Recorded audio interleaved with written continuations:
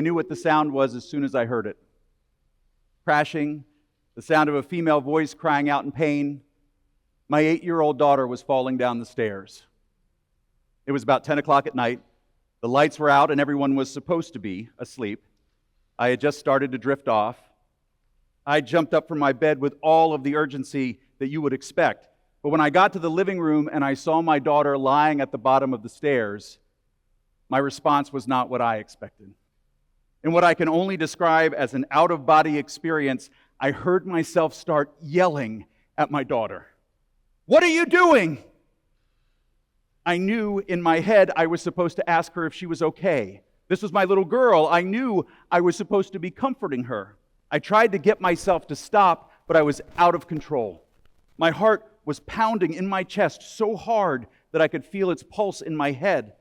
My hearing was muffled. My vision was blurred around the edges. It was like I was floating above my body, watching myself be a terrible father. A moment later, thankfully, I felt my wife's hand on my arm, bringing me back to myself. I apologized to my daughter, asked her if she was okay, checked her for any injuries. She was fine. I wasn't. We got everybody settled back into bed, but I couldn't stop going over it again and again in my mind. The next day, I explained to my wife, my daughter, and our other 2 children what had happened. 10 years of domestic violence from the time I was 4 until I was 14 had conditioned my brain. In all those years of abuse, it most often happened at night while I was in bed. And it very often included the sound of crashing and a female voice crying out in pain. Over 30 years later, my brain still recognized those sounds as precursors to danger and activated my fight, flight, or freeze response. As a result, my brain shut down the parts of itself in charge of critical thinking, problem solving, language, emotional regulation, and flooded my body with adrenaline and cortisol, all so I'd be ready for a fight. I hadn't jumped out of that bed to help my daughter. I had jumped out of that bed to confront a man who hadn't been my abuser in decades because my amygdala told me he was there and he was hurting someone that I love. Now, similar things had been happening to me since I was a kid, but in smaller and less dramatic ways. Things like a door slamming making my pulse race, or a harmless confrontation leading to an anxiety attack. And it wasn't just things related to years of abuse and domestic violence that would cause these kinds of reactions in my brain. It was also the trauma and chronic stress of growing up in poverty and a brief period of homelessness. The amygdala, it seems, is a blunt instrument and doesn't differentiate all that much between full-blown trauma, chronic stress, scarcity, and fear. Eventually, I started therapy, and I was diagnosed with PTSD.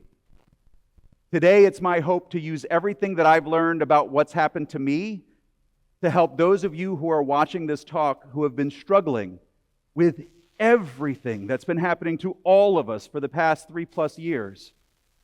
And it's important to get help because the consequences of unaddressed trauma can be so damaging. Gun violence, violent extremism, anxiety and panic attacks, heart disease, stroke, poor mental health, depression, suicide, substance use, overdose. These negative outcomes can all have a common starting point: trauma and the effects that trauma can have on the human brain and the body.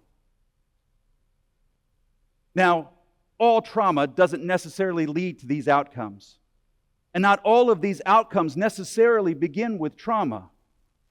But research and new technologies over the last 30 years have shown the connection between them to be so strong that their impact on our lives and our communities can no longer be ignored. Ironically, these survival systems were designed to protect us and have been with us since we were living in caves. They kept us alive. If a wild animal attacked, our fight, flight, or freeze response kicked in. But these systems weren't designed to deal with attacks and abuses and dangerous stressors day after day after day. Today, with circumstances and systems that can create trauma and chronic stress and fear and scarcity, people are getting caught in feedback loops that can have more to do with their living conditions and their neurobiology than their conscious choices. COVID-19 is a glaring example of this phenomenon. Did anyone here who didn't get sick during the pandemic still feel bad? Were you more easily exhausted? Was it harder to concentrate and problem solve? Were you more anxious and short-tempered? Did you even feel depressed sometimes? Do you still feel that way? These are the normal symptoms of chronic stress. And we were all experiencing some level of chronic stress, if not full-blown trauma, depending on our circumstances and our levels of resilience and resources before COVID-19 began. If we experience these kinds of stresses often enough and for long enough, our brains can become hyper-aroused and constantly vigilant for anything that could pose the same kind of threat, even if there isn't a threat there anymore. As a result, we're all still walking around with shorter fuses and less capacity for stress and adversity than normal. Don't believe me? Do a quick Google search for things like children's mental health crisis, gun violence, suicide, overdose, or even road rage, and you'll see that we've been setting records for all the wrong things for the past few years. Signs that we're an overstressed populace living in our amygdalas. We went from the pandemic to George Floyd to January 6th to Ukraine to Israel.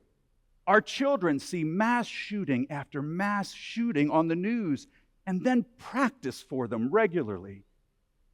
Is it any wonder that we're a society experiencing the symptoms that we are?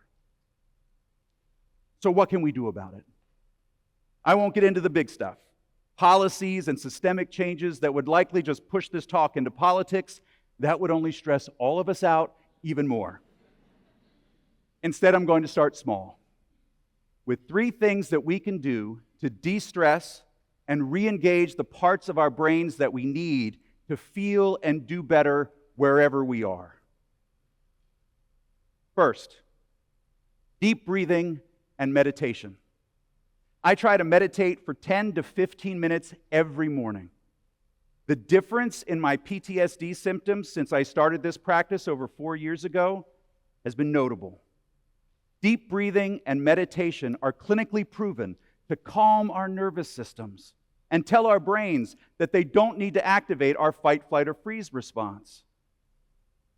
Also, exercise, like yoga or Tai Chi, or even walking, especially in nature, can reconnect us to our bodies and give our brains a sense of calm and safety. Second, talk to someone who understands. About 30 years ago, I read a book called Charlie Company that talked about how Vietnam veterans who were wounded had fewer cases of PTSD than Vietnam veterans who were not wounded. That seems counterintuitive, right? Certainly getting wounded would seem to be more traumatic. But what they found was Vietnam veterans who were not wounded could be in the jungle surrounded by constant danger and stressors on one day, and then back on Main Street, USA, the next, with their brains hyper-aroused and constantly searching for signs of danger everywhere. The sound of a car backfire to that veteran was like the sound of a girl falling down the stairs for me. A trigger connected to a danger that wasn't there anymore. Now, for veterans who were wounded, they could spend weeks or even months in military hospitals surrounded by other veterans who had been through the same things they had. People who understood. And without all of our modern distractions, those veterans did something that we don't do nearly enough anymore. They talked to each other. They talked. And that simple act of putting their trauma and their stress and their fear outside of their bodies in the presence of people who understood was enough to reduce their incidences of PTSD. How powerful is that? We need to talk to each other about everything that we've been through and everything that we're still going through today. Not post it, not like it, talk about it. Third, when we're in trouble, we need to get help. Whether it's a private therapist or our employer's EAP program, we shouldn't be any more afraid to talk to a therapist than we are to go to the emergency room when we've broken an arm. More and more experts are concluding that the things that we've thought of for years as mental disorders aren't disorders at all. They're the ways that healthy, normal brains respond to unhealthy, horrible things happening to us and around us. There is nothing wrong with us. Something very wrong has been happening to us, and we need to find the time and the space to heal. And healing is possible. I see it all the time. I lead a camp for children with serious illnesses. Kids who experience chronic stress and trauma and fear from conditions like cancer, heart disease, sickle cell, and epilepsy. I see how just a few days of therapeutic recreation in nature, surrounded by other children and mentors who understand, can be life-changing and healing. It's the same for their parents and for the overstressed health professionals who volunteer with us. That healing is a powerful thing to behold. Look, no simple list of activities is going to erase all the things that we've been through. Healing is not a destination. It's a journey. But if we can just begin and take those first few steps, then maybe, once we've started to heal ourselves, maybe we can find the bandwidth to work on that big systemic stuff together. Thank you.